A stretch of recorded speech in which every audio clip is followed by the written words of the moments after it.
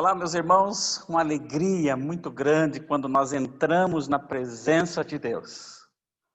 Nós entramos como igreja para adorá-lo, e a igreja é eu e você, onde estivermos, nas nossas casas ou reunido em algum lugar, mas nós adoramos ao Senhor e é para isso que nós fomos resgatados, para adorar ao Senhor. Eu quero convidar você nesse momento a entrar na presença de Deus adorando, como povo, como igreja do Senhor.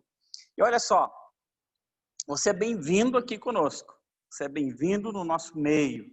E nós temos alegria quando nos juntamos para apresentar ao Senhor o culto que somente a Ele é devido. E eu queria convidar você a não somente assistir o culto, mas participar do culto. Você está oferecendo ao Senhor a adoração. Você está oferecendo ao Senhor o culto a Ele. Se você tiver aí a sua Bíblia, pode ser ela em papel, pode ser ela no teu celular ou computador, você pode abrir comigo em Mateus capítulo 12. Eu gostaria de fazer essa leitura para a nossa introdução aqui, devocional. Capítulo 12 de Mateus, no versículo 9 até o versículo 14. Mateus capítulo 12, do versículo 9 até o versículo 14. Essa foi uma das nossas devocionais durante a semana e que vai falar de um homem que tinha um problema na sua mão. A mão estava mirrada, ressecada, ressequida, diz o texto aqui. E aconteceu algo importante, eu vou ler aqui. Acompanhem comigo, verso 9. Tendo Jesus partido dali, entrou na sinagoga deles, judeus, e achava-se ali um homem que tinha uma das mãos ressequida. E eles, então, com o intuito de acusá-lo, perguntaram a Jesus: é lícito curar no sábado? Ao que lhes respondeu: qual dentre vós será o homem que, tendo uma ovelha e num sábado ela cair numa cova, não fará todo o esforço tirando-a dali? Ora, quanto mais vale um homem que uma ovelha? Logo é lícito nos sábados fazer o bem. E então disse ao homem: estende a sua mão. E ele estendeu-a, e logo ficou sã como a outra.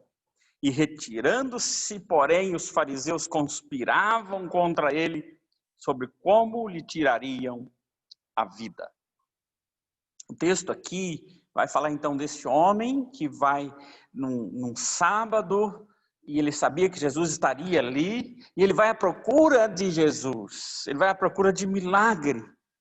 E nós vemos aqui um paradoxo entre amor e ódio, entre adoração. A igreja ou a sinagoga era o lugar onde se deveria adorar a Deus. A igreja é o lugar onde se deve adorar a Deus. Entretanto, muitas vezes nós vemos um paradoxo por causa de leis, por causa de regras, por causa de tradições que são impostas. E Jesus veio dizer para eles: olha, vocês estão presos a isso, mas se você cair tua ovelha lá num buraco qualquer, mesmo sendo no sábado, por causa do dinheiro, visando lucro talvez, você vai lá e vai retirar a ovelha. Quanto mais vale um homem, um ser humano para Deus, então é lícito sim. Então veja, irmãos, esse paradoxo que às vezes encontramos, é preciso abandoná-lo. É preciso olhar para Jesus, é preciso adorá-lo. Lugar de adoração ao Senhor, na presença dele, não é lugar de leis, regras, contradições, ódios e rancores. Vamos adorar ao Senhor. Vamos chegar na presença dele com adoração. Eu quero convidar você então, ore comigo agora, baixe a sua cabeça, concentre-se, fale com Deus e vamos orar para que a gente possa entrar de fato adorando ao Senhor na presença dele. Pai querido, Deus amoroso, Deus de bondade, de misericórdia, Deus de graça, obrigado, Pai. Obrigado porque Tu és nosso Deus. Obrigado, Deus, porque o Senhor se importa conosco. Obrigado, Deus, porque o Senhor deseja a nossa adoração, sim. O Senhor nos resgatou para estar, sim, na Sua presença. Muito obrigado pelo privilégio. Muito obrigado, Deus, porque o Senhor nos dá essa condição. Obrigado, Pai. Portanto, nós queremos agora, na Tua presença, adorar ao Senhor. Aceite, ó Deus, a nossa adoração, o louvor, os cânticos, a palavra, as orações. Aceite, ó Deus, o Teu povo agora, na Sua presença. Em nome de Jesus nós oramos. Amém. Amém. Vamos adorar ao Senhor.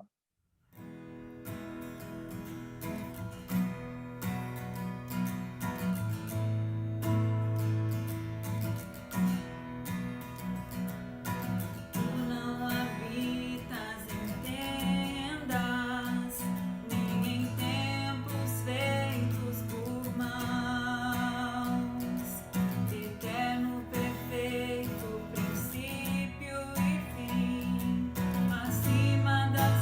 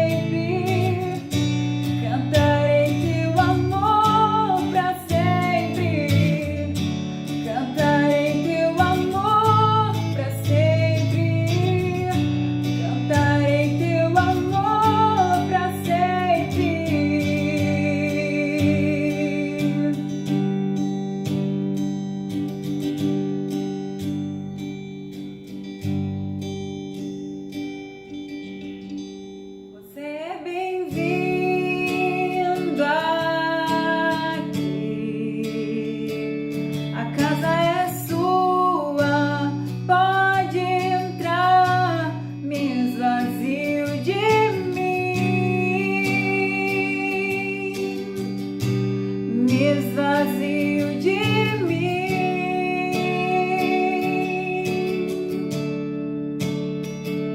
Sopra o teu vento aqui, toma o teu trono, vem reinar. Nós queremos te ouvir, nós queremos te ouvir.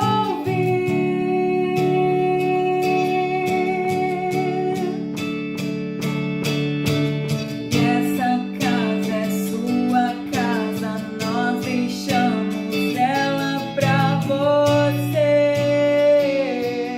Jesus. Essa casa é sua casa, nós deixamos ela pra você, Jesus. Apareça, que o teu nome cresça, enche este lugar, enche este lugar. Apareça, que o teu nome cresça, vem me incendiar, vem me incendiar. Apareça, que o teu nome cresça, enche este lugar, enche este lugar. Apareça, que o teu nome cresça, vem me incendiar, vem me incendiar. E essa casa é sua casa, nós deixamos ela pra você, Jesus. E essa casa é sua casa, nós deixamos ela pra você, Jesus. E essa casa é sua casa, nós deixamos ela pra você, Jesus. E essa casa é sua casa, nós deixamos ela pra você,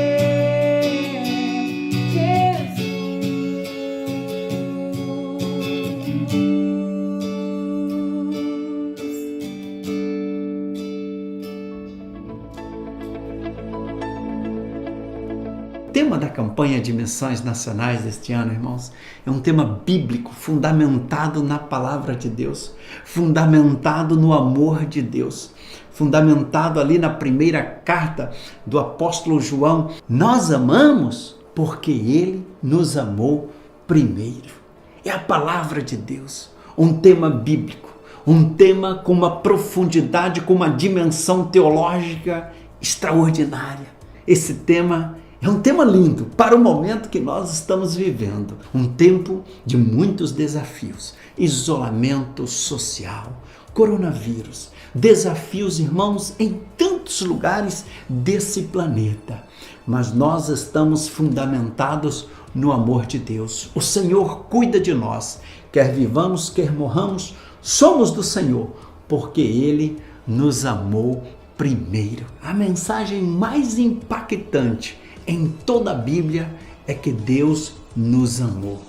Ele nos amou, mesmo sendo nós pecadores. Deus nos ama, nunca desistiu de nós. Nos amou tanto que Ele enviou o seu próprio Filho para morrer na cruz. Ressuscitou para nos perdoar, para nos restaurar, para nos dar uma nova vida em Cristo Jesus. Olha, o amor de Deus é infinito. Ele nos amou independentemente da nossa condição de pecadores, o quanto Ele nos amou. Quando nós entendemos o quanto Deus nos amou, quando nós entendemos este amor de Deus, não tem como não viver intensamente para Cristo Jesus, para exaltá-lo, glorificá-lo, proclamar o seu nome. Quando nós somos tomados pelo amor de Deus, quando nós entendemos espiritualmente esse amor, nós crescemos na fé, no nosso comprometimento com a sua palavra. Nós temos uma vida abençoada quando entendemos o amor de Deus, o quanto Ele nos ama. Isso nos dá segurança. Todas as pessoas podem desistir da gente, mas Deus nunca desistirá. Ele nos ama, nos ama. Olha, queridos, que coisa maravilhosa. O tema da nossa campanha esse ano, porque Ele nos amou primeiro, nos motiva a fazer a obra do Senhor com alegria, nos motiva a amar o próximo, aqueles que estão perdidos sem Cristo Jesus, nos motiva a multiplicar discípulos, nos motiva a orar mais, nos motiva a repartir, nos motiva a ofertar, nos motiva a fazer a obra, o amor de Deus. Quais são as motivações do seu coração? Quais são as motivações do seu coração para adorar a Deus? Quais são as motivações do seu coração para discipular alguém, evangelizar? Quais são as motivações do seu coração para amar as pessoas, para ofertar, para fazer missões, para ir aos campos missionários? Qual a motivação do seu coração para abençoar outra pessoa, discipulando-a, compartilhando da palavra de Deus? A sua motivação é o amor de Deus? Por que você se envolve com a obra missionária? Missões, irmãos, é a revelação do amor de Deus em Cristo Jesus, sendo levado para cada pessoa neste Brasil. Isso é missões. Missões é o amor de Deus sendo compartilhado. Missões é o amor de Deus que nos leva a obedecer, a fazer a obra do Senhor com alegria. Quem entende o amor de Deus, quem compreende, quem recebe esse amor no seu coração, com certeza vai se envolver com a obra missionária. Nós amamos porque Ele nos amou primeiro. A nossa motivação para amar outra pessoa é o amor de Deus. O que nos inspira a amar outra pessoa não são outros interesses. Não é uma questão de corresponder com alguém, mas é a motivação espiritual originada no amor de Deus. Meus irmãos, quando nós fazemos as coisas, quando nos envolvemos na obra, no trabalho da igreja, nas atividades do reino de Deus, motivados pelo amor de Deus, é maravilhoso. Como é lindo ver alguém envolvido na obra do Senhor, motivado pelo amor de Deus, o quanto Ele nos amou. Querido, meu irmão, minha irmã, dormir cada noite, acordar cada manhã com a certeza de que Ele nos ama e nós, motivados por este amor, vamos viver para a glória de Deus. Porque Ele me amou? Porque Ele me amou. Primeiro de tudo, eu amo as pessoas. Eu faço a obra do Senhor, eu me envolvo nesta obra com alegria, na total dependência do Senhor Jesus, porque Ele nos amou primeiro. Estamos juntos e vamos avançar, queridos irmãos. Por quê? Porque Ele nos amou primeiro.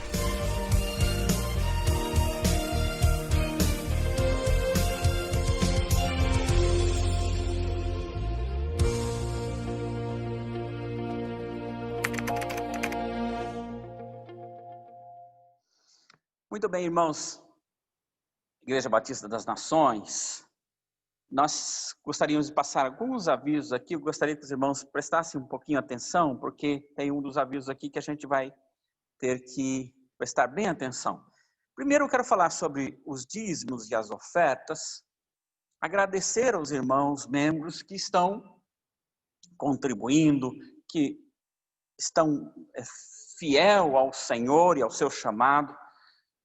Obrigado, irmãos. Nós sabemos que é um privilégio, não é nenhuma imposição, não é nada penoso, é um privilégio nós dizermos que somos do reino do Senhor. Então nós queremos entrar na batalha, e uma das formas de entrar na batalha é entregar ao nosso rei aquilo que lhe é devido. Então, agradeço aos irmãos por esse entendimento da sua fidelidade. E quando você é fiel ao Senhor, Ele é fiel conosco. Aliás, o Senhor sempre é fiel conosco, mesmo nós sendo infiéis. Mas se você tem a dificuldade de entregar o dízimo ali fisicamente, deposita, coloca na conta corrente da igreja. Mas se você tem dificuldade, entre em contato. Os nossos tesoureiros vão lá, retiram o seu dízimo. Da mesma forma, os alimentos, quando nós formamos cestas básicas, avisa, diz, olha, eu tenho aqui algum alimento para ajudar na formação da cesta básica, nós vamos retirar. O irmão Douglas sempre está à disposição para isso, ok? E agora, o aviso que eu gostaria que você prestasse bem atenção é assim, nós estamos pretendendo já voltar ao culto presencial, ou semipresencial, né? Dentro daquelas regras que são nos impostas pelas autoridades. Acima de 60 anos não pode, abaixo de 12 não pode, as cadeiras de 2 em 2 metros, mas nós queremos já começar a voltar. Nós consultamos a nossa diretoria, os irmãos estão de acordo que nós voltemos já no próximo domingo, no dia 13. Só que, irmãos, entre esse nosso pensamento e a nossa consulta, a Curitiba voltou novamente à condição de bandeira laranja. Então, nós estamos pensando aqui, irmãos, direitinho, se nós voltaremos mesmo no próximo domingo ou no outro, no dia 20.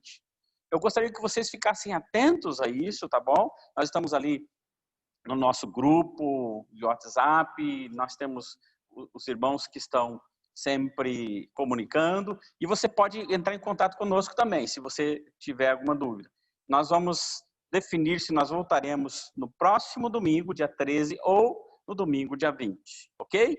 E aí, então, nós estaremos juntos até que definitivamente a igreja e todo o povo possa passar por essa pandemia e nós voltarmos à presença de Deus juntos, fisicamente, como igreja, como irmãos, como nós sempre estivemos, tá bom?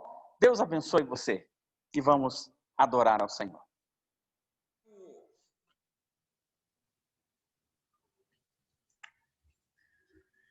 Boa noite, amada igrejas.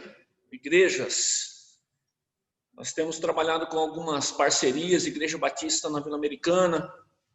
Também, alguns domingos, trabalhamos junto com a Igreja Batista Nações, Itaperu Sul. Trabalho maravilhoso ali com o pastor Paulo. Jardim Gabinete com o pastor Jonathan. Pastor Levi, temos aqui a nossa parceria em Vila Americana e Nações, como eu disse. Também em outros trabalhos, né? Temos alcançado ali em Mariental, temos alcançado Campo Alto. Nosso objetivo é agregar pessoas que muitas vezes não frequentam igreja alguma, mas você é muito bem-vindo e que o Espírito Santo fale ao teu coração nessa noite, nesse domingo. Eu quero estar orando antes de tudo, depois eu quero meditar sobre um tema bem importante. Então vamos estar orando. Pai, em nome de Jesus, nós mais uma vez nos achegamos ao Senhor. E Deus, nós cremos, ó Deus, que tudo que acontece na nossa vida, nada é neutro, Deus, tudo é importante. Mas se o teu Espírito não falar conosco, ó Deus, então, de fato, tudo seria vão, ó Deus. Por isso nós precisamos, ó Deus, antes de tudo, que o Senhor esteja nos dando direção, inclusive sobre uma área tão importante como essa que estaremos pensando hoje. Oramos em nome de Jesus. Amém. Nós vamos pensar hoje, e muitas vezes a palavra sai de um livro e a gente olha e pensa. Eu estou lendo um livro sobre finanças, pastor Arão Xavier, e já há algum tempo eu penso, eu preciso pregar sobre isso. Em tempos de Covid, eu quero fazer essa pergunta: a sua família está gastando mais ou menos?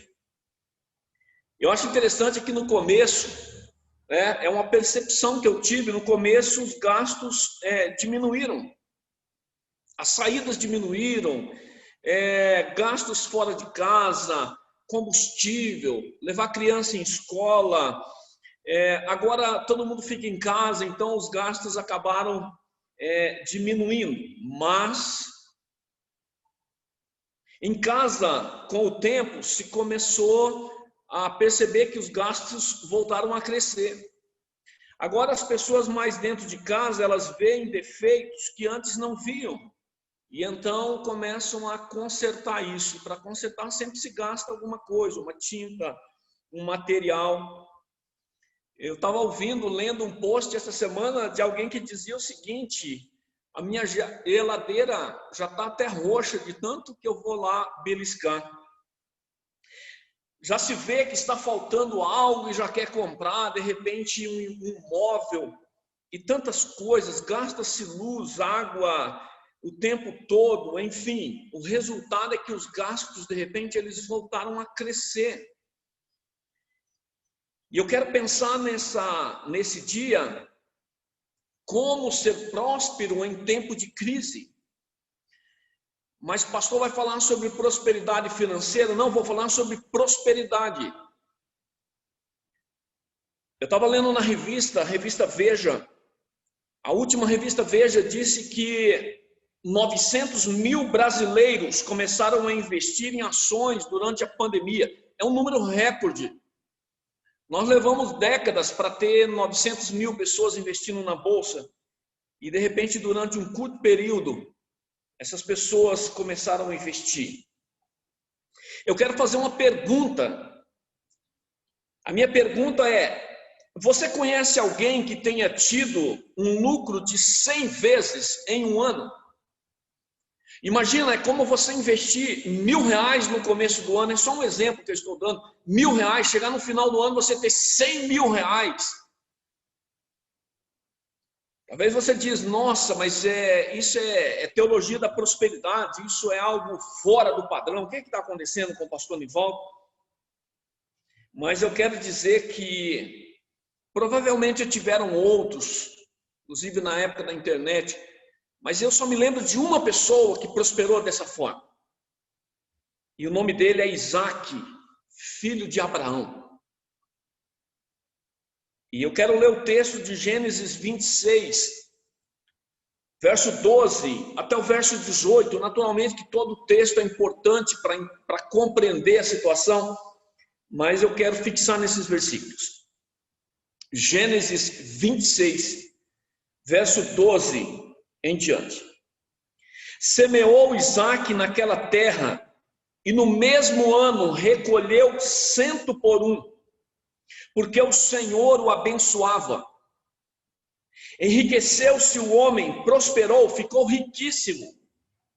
Possuía ovelhas e bois e grande número de servos, de maneira que os filisteus lhe tinham inveja. E por isso lhe entulharam todos os poços que os servos de seu pai haviam cavado nos dias de Abraão, enchendo-os de terra. Disse Abimeleque a Isaac: aparta-te de nós, porque já és muito mais poderoso do que nós. Então Isaac saiu dali e se acampou no vale de Gerar, onde habitou. Até aqui. Amados, se eu fosse colocar, eu vou colocar um título nessa palavra, eu quero pensar, cadê a minha parte? Cadê a minha parte? Porque Deus fala em prosperidade, por que Isaac prosperou tanto? Se a Bíblia fala em prosperidade, então, por que nem todos têm essa prosperidade nesse mesmo nível? Porque alguns lutam mais do que outros na parte financeira. Será que interpretamos errado? Será que Deus abençoa o seu povo em várias coisas? Mas nessa parte não, nessa parte Deus não toca. Será que é assim? O que é que nós podemos aprender com Isaac nesse texto? Creia, nada que foi escrito na Bíblia é neutro. Tudo foi escrito para nossa edificação, para o nosso crescimento, para o nosso entendimento. E nós vamos aprender algumas coisas. Primeiro, nós vamos aprender que dá para ser próspero em tempo de escassez. Quando nós lemos o verso 1 ao verso 6, eu vou ler apenas uma parte, diz: sobrevindo fome à terra, além da primeira vida nos dias de Abraão, foi Isaque a Gerar avistar-se com Abimeleque, rei dos filisteus. Apareceu-lhe o Senhor e disse: não desças ao Egito, fica na terra que eu te disser, habita nela e serei contigo e te abençoarei. E aí o texto continua falando da descendência. Veja, era um tempo de fome na terra. Isaque prosperou de uma forma sobrenatural, incompreensível humanamente falando. O texto diz: o Senhor o abençoava. Nós precisamos ver que muitas vezes a prosperidade, ela é algo sobrenatural. Talvez você diga: pastor, eu conheço ímpios que prosperaram. Acredite, nós não queremos essa prosperidade sem o Senhor. A palavra diz que é melhor um bocado seco com o Senhor do que fartura sem o Senhor. Prosperidade, segundo o pastor Arão, vamos usar esse termo, é termos as condições materiais de satisfazer todas as nossas necessidades ao longo da vida. Então, quando eu falo prosperidade, eu não estou falando propriamente de enriquecimento. O plano de Deus é prosperar todas as pessoas que o servem. Você entendeu? Presta bastante atenção. O plano de Deus é prosperar todas as pessoas que o servem. Mas nem todos irão enriquecer. Não confundam uma coisa com a outra. Prosperidade tem a ver com crescimento. A prosperidade, eu gostei dessa ilustração, ela é um pacote fechado, como bombons sortidos, sabe? Quando você vai lá e compra uma caixa de bombons, seja da Lacta ou qualquer outro, e naquela caixa você não encontra só o seu bombom preferido. Você encontra ali alguns um pouco mais duros, alguns um pouco não tão saborosos, alguns com meio amargos, alguns com um recheio não tão bom, nem sempre agradável. A verdade é que ser próspero gera algumas responsabilidades que nem todo mundo quer. E é incrível isso. É como ampliar a família. De repente você diz: eu quero ter uma família grande, mas com uma família grande vem uma responsabilidade junto. Presta atenção, a prosperidade ela é fruto de dois fatores importantes: fidelidade a Deus e boa administração. É interessante que a palavra diz que o Senhor apareceu a Isaque e disse: não desça ao Egito, fica na terra que eu te disser, habita nela, serei contigo e te abençoarei. E no verso 6 diz: Isaque ficou em Gerar. Isaque obedeceu. Um não anda sem o outro. A boa administração precisa da fidelidade, a fidelidade precisa da boa administração. Você administra bem as suas finanças? Talvez você diga assim: pastor, administro. Muito bem. Faça um teste. Abra as suas gavetas. Abra os seus armários. Abra o seu guarda-roupa. E veja quanta coisa você comprou por impulso, que não usa mais. Roupa que usou uma vez só. Precisava ter comprado. Algumas bugigangas ali que você não sabe nem o que fazer. Isso tem a ver com administração. Eu não estou te chamando de mau administrador. Lá em casa também tem umas coisas ali que honestamente eu não sei porque eu comprei. Devia ter pensado 2 vezes. É interessante que toda vez que nós fazemos uma campanha de roupa, sempre alguém tem roupa para trazer. Não é interessante? Graças a Deus por isso.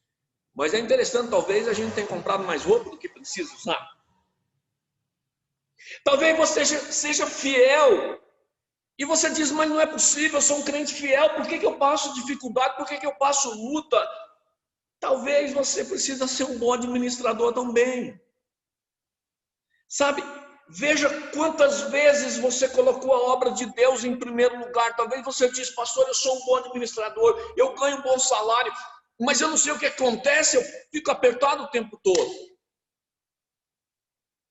Quantas vezes você colocou a obra de Deus em primeiro lugar? Quantas vezes você separou a parte que entrega na igreja primeiro e depois foi ver as suas necessidades pessoais? Isso tem a ver com fidelidade a Deus. Ageu, no capítulo 1, verso 6, fala o seguinte: tendes semeado muito e recolhido pouco, ou seja, alguém que semeia.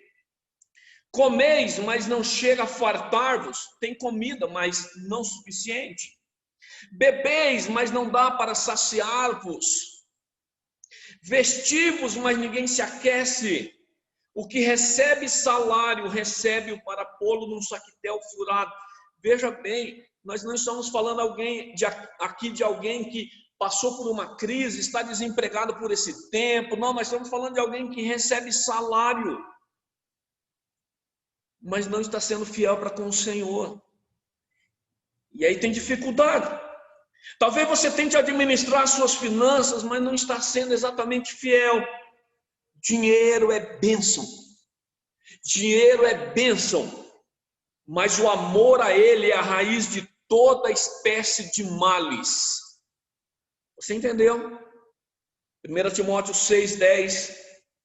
Não tenha dúvida que um dos maiores adversários da obra de Deus é o apego ao dinheiro.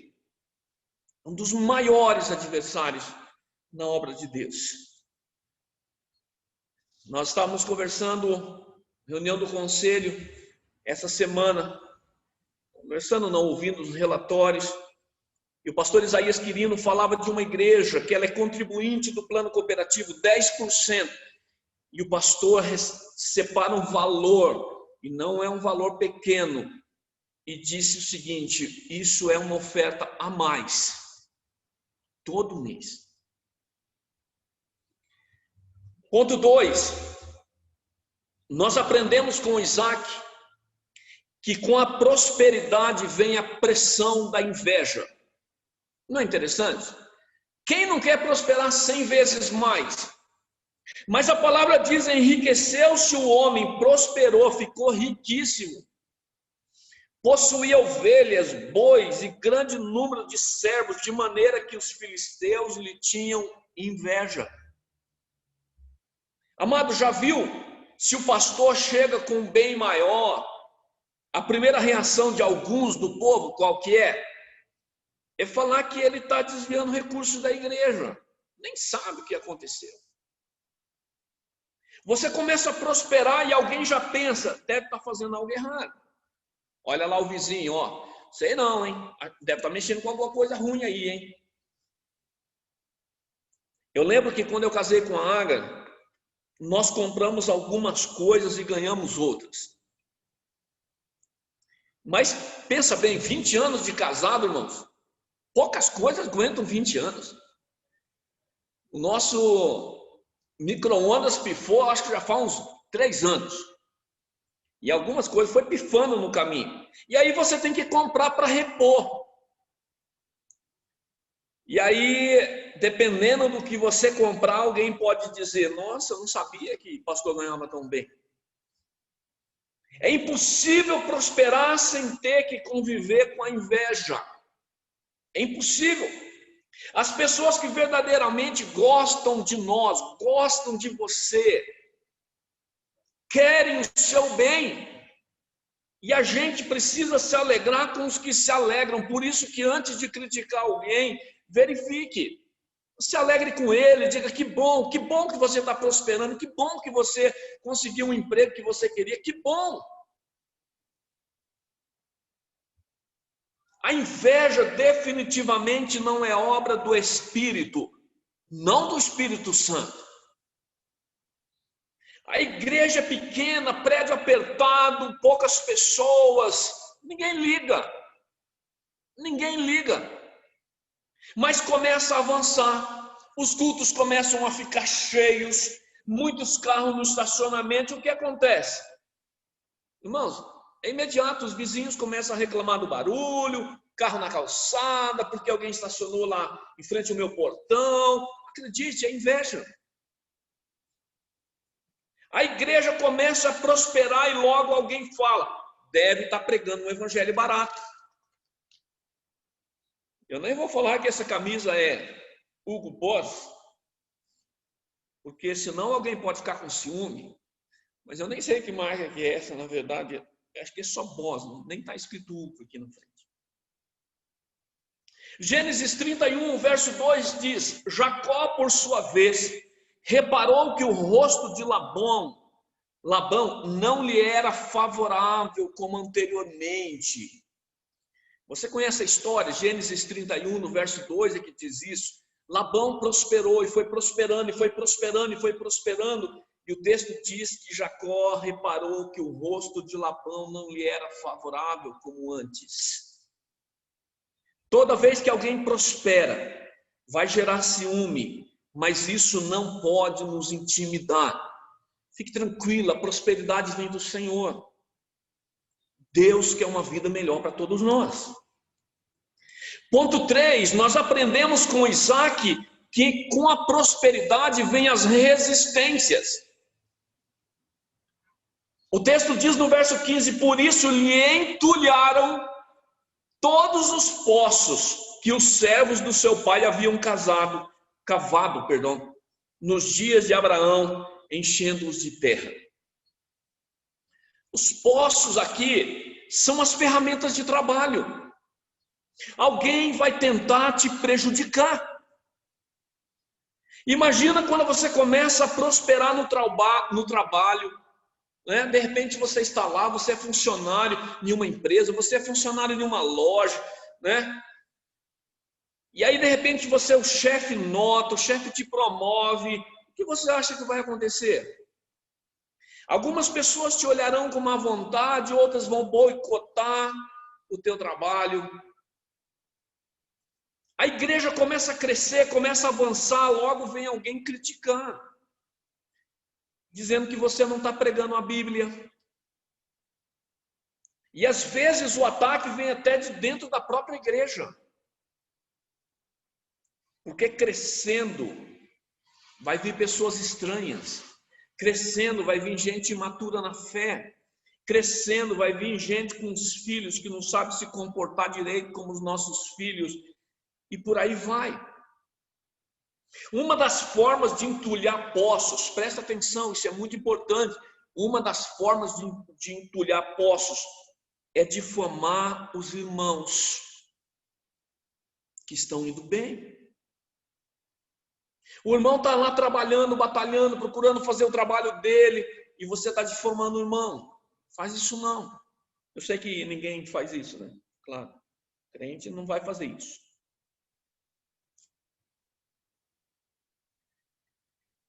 Às vezes, nós até evitamos dizer, né? Alguém, de repente você fala, eu estou bem, mas eu não vou falar que eu estou bem. Porque se eu falar que eu estou bem, eu vou estar tendo problema. Alguém vai dizer assim, quem ele pensa que é? Quanto maior a vidraça, presta atenção, irmãos, quanto maior a vidraça, maiores são as pedras. Enquanto você não tem função na igreja, ninguém fala nada. Enquanto você está simplesmente vivendo a sua vida, você não está exercendo os seus dons, você não está procurando fazer as coisas, ninguém fala nada, mas quando você começa a se comprometer mais e mais, começa a ficar em evidência, alguns começam a ficar enciumados e de forma sutil tentarão entulhar os poços. Resistências são comuns nessa fase. Em 1 Crônicas, no capítulo 29, especialmente o verso 11, mas diz assim, agora estou resolvido a fazer aliança com o Senhor, Deus de Israel, para que se desvie de nós o ardor da sua ira. Pois o Senhor vos escolheu, presta atenção, nós somos escolhidos pelo Senhor, para estardes diante dele, para o servirdes, para ser de seus ministros e queimardes incenso. Amados, nós somos ministros do Senhor. Nós, por natureza, somos imitadores de Cristo. E como imitadores de Cristo, irmãos, é inevitável, nós vamos vencer o mal, nós vamos prosperar, coisas boas virão pela frente. Mas muitos não estão preparados para prosperar. Quando vem a inveja, vem a resistência, se escandalizam e recuam.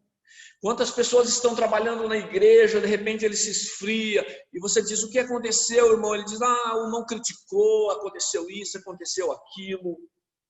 Mas eu quero dizer que Isaac não recuou, porque a prosperidade vinha de Deus. Mateus 10, verso 16, nos orienta quando chegarmos nesse ponto. Caso aconteça resistência, Jesus diz, eis que eu vos envio como ovelhas no meio de lobos. Sede, portanto, prudente como as serpentes e simples como as pombas. Quarto ponto.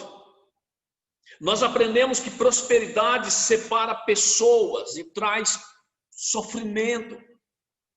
Mas como?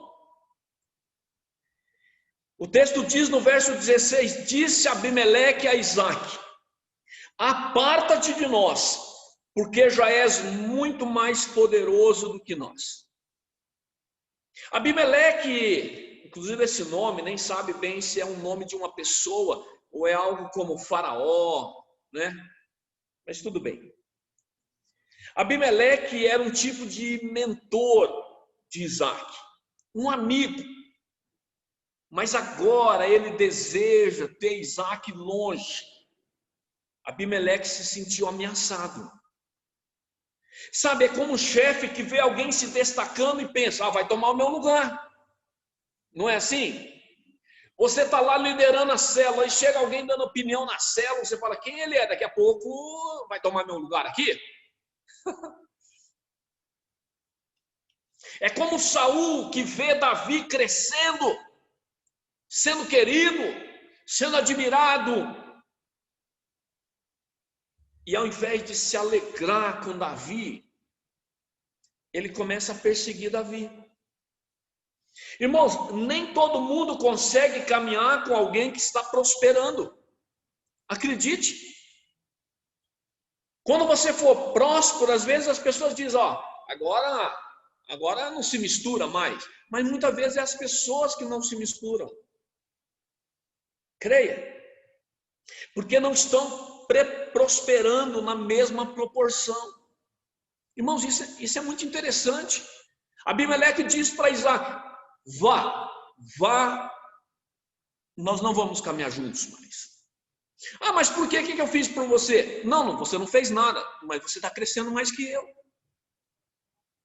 Você vê uma igreja que é parceira, uma igreja que começa a caminhar junto, e começa aquele trabalho junto, e de repente, aquela igreja começa a prosperar, começa a crescer, de repente as notícias são, olha, eles agora alcançaram 400, agora alcançaram 800, agora já estão com 1.000 e tantos membros. E ao invés de você continuar essa aliança, aprender com ela, crescer junto com ela, o que alguns fazem? Resistem e se afastam. Amados, quando nós nos afastamos de alguém que está sendo verdadeiramente abençoado pelo Senhor, nós estamos nos afastando da bênção. Nós estamos nos afastando da bênção. Mas lembre de algo muito importante também que eu quero dizer.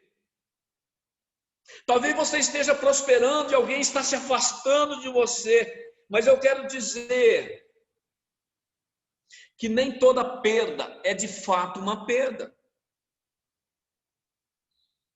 Algumas vezes são livramentos.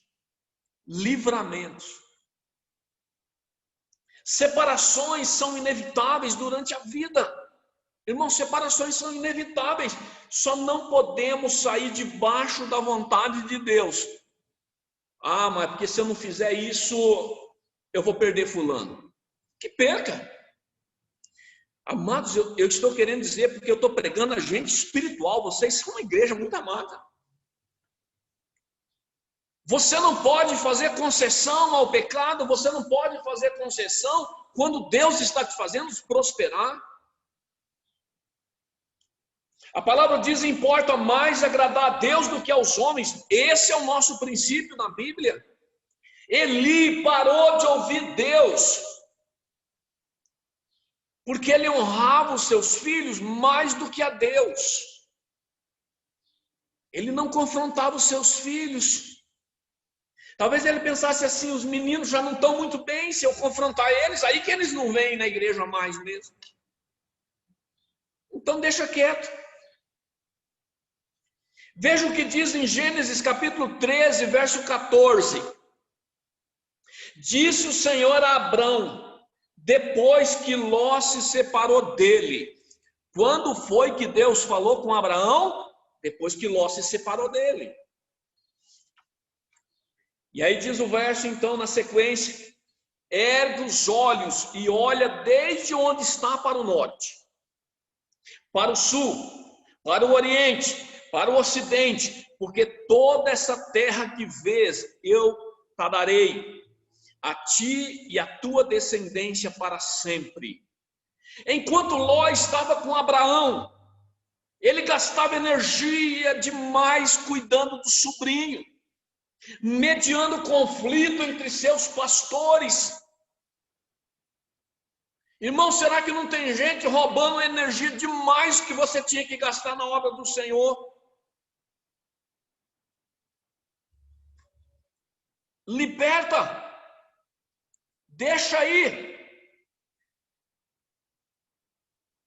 Abraão levou Ló a tiracolo por um tempo, por um bom tempo, mas chegou uma hora que isso estava emperrando os planos de Deus para a vida de Abraão. Estava emperrando. Não dá para caminhar com algumas pessoas a vida toda. Nessas horas a separação causa dor, mas é bênção e não problema. Eu creio que Deus refrigera a nossa vida trocando alguns relacionamentos. Me perdoa, mas é assim que eu penso.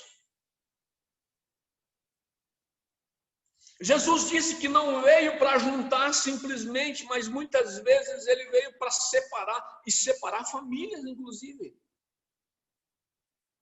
Para agradar a Deus, muitas vezes você vai ter que desagradar muita gente. E é preciso fazer essa opção. É interessante que Gênesis, no capítulo 26, presta atenção nisso, presta atenção. No verso 26 diz: de Gerar foram ter com ele Abimeleque, seu amigo Alzate e Ficol, comandante do exército. Ou seja, Abimeleque tinha falado para Isaac: vá. Mas agora esse mesmo Abimeleque, ele se dirige, vai onde Isaac está. Disse-lhe Isaac: por que viestes a mim, pois me odiais e me expulsastes do vosso meio? Eles responderam: vimos claramente que o Senhor é contigo, os teus inimigos reconhecerão que o Senhor é contigo. Eita glória! Então dissemos: haja agora juramento entre nós e ti, e fazemos aliança contigo.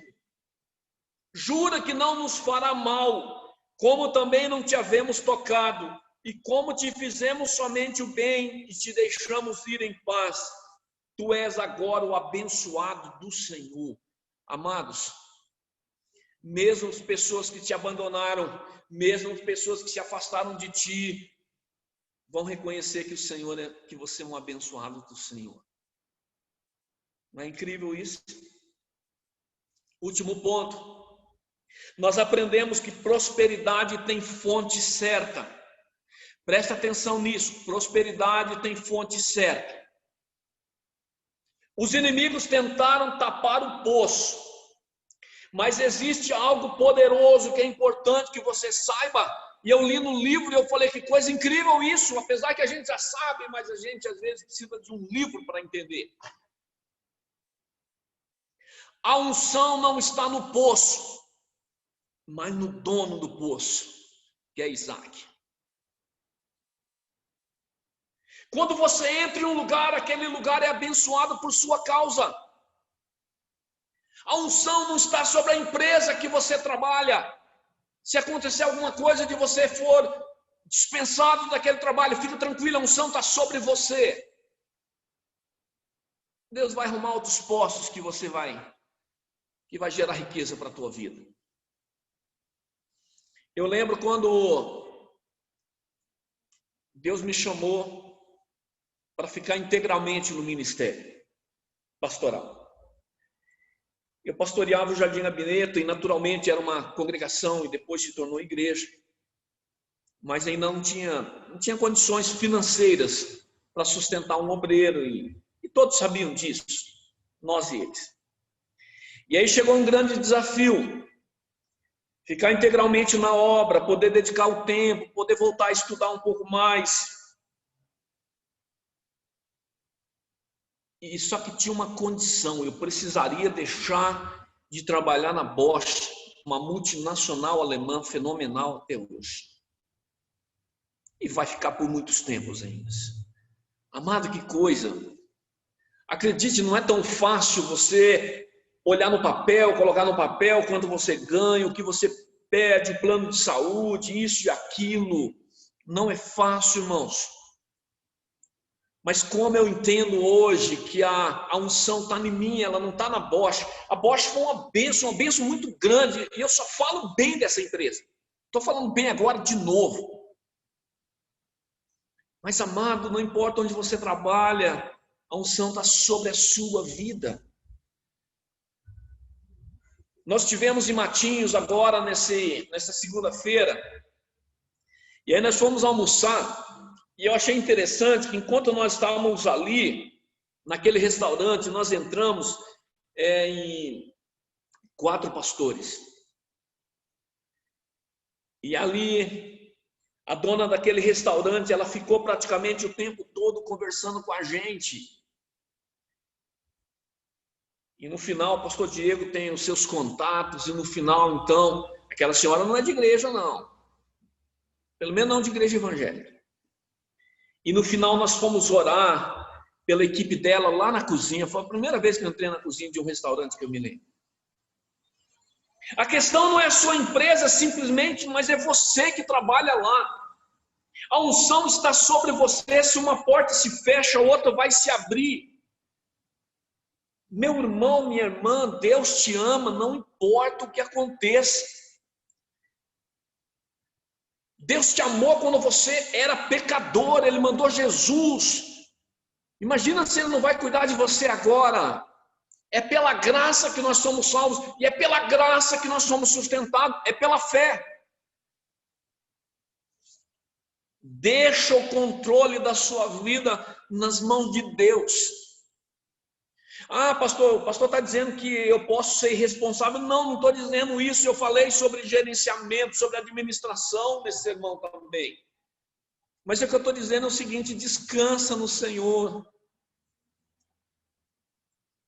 Nós estamos em um tempo de crise, que ao mesmo tempo se transforma em um tempo de oportunidade para quem é abençoado. Segundo aos Coríntios, capítulo 9, verso 10, eu estou indo para a parte bem final mesmo. Diz: ora, aquele que dá semente ao que semeia, Deus dá semente ao que semeia, e pão para alimento, também suprirá e aumentará a vossa sementeira, e multiplicará os frutos da vossa justiça. Irmãos, aqui fala de provisão para sobreviver. É Deus quem dá pão para alimento. E esse pão que Deus dá, você vai administrar ele. Só que é interessante que o texto diz que também é Ele quem dá semente ao que semeia, recurso para investir, semente.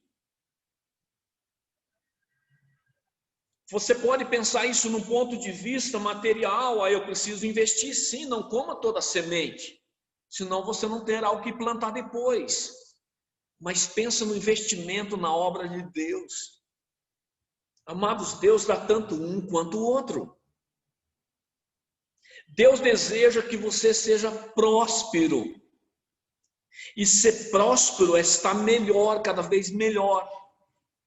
Próspero não é comparar com o vizinho, próspero não é comparar com a igreja tal, próspero não é comparar com os Estados Unidos. Próspero é você dizer, eu estou melhor do que ontem. Olha como Deus está me abençoando. Olha como nós queríamos isso e Deus deu. Nós podemos ser prósperos em tempo de escassez, como Isaac foi. Com a prosperidade virá inveja? Virá. Com a prosperidade virão resistências? Virão. Com a prosperidade virá separação? Talvez sim. Mas lembra, prosperidade tem uma fonte certa.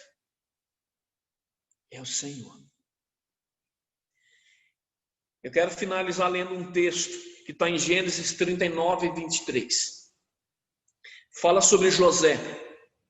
Nenhum cuidado tinha o carcereiro de todas as coisas que estavam nas mãos de José. O carcereiro deixava tudo na mão de José. Imagina só um preso que tem a chave da cadeia. Porquanto o Senhor era com ele, era com José.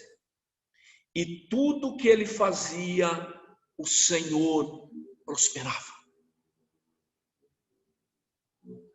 Tudo que José fazia, o Senhor prosperava.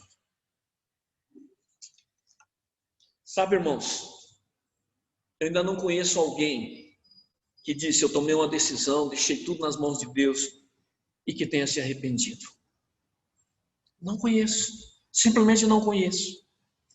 Porque quando nós estamos debaixo do favor de Deus, é Deus quem faz. É Deus que abençoa. Mas você precisa estar com Jesus. Você precisa ter o favor do Senhor. Você precisa andar nos caminhos do Senhor. Eu quero orar pela sua vida. E se você ainda não caminha com Deus, se você ainda não tem Jesus no seu coração, entregue a sua vida para Jesus hoje. Ele vai cuidar da sua vida em todos os sentidos. Você vai prosperar. Você vai avançar. Porque Deus é contigo. Pai, em nome de Jesus. Deus, nessa noite nós te agradecemos, ó Deus, porque nós caminhamos contigo. O Senhor é o Deus de Isaac, mas o Senhor também é o nosso Deus. O Senhor tem nos abençoado, o Senhor tem abençoado a nossa família, o Senhor tem nos feito prosperar e avançados. Pai Santo, ensina-nos, ó Deus, a sermos mais fiéis ao Senhor, a tomar essa decisão de ser fiel ao Senhor. Ensina-nos, ó Deus, a administrar aquilo que o Senhor coloca nas nossas mãos, ó Deus. Obrigado, Senhor Deus, pela oportunidade nesse tempo que nós estamos vivendo, Deus. Obrigado, Deus. Nós abençoamos o teu povo, nós te agradecemos em nome de Jesus. Amém.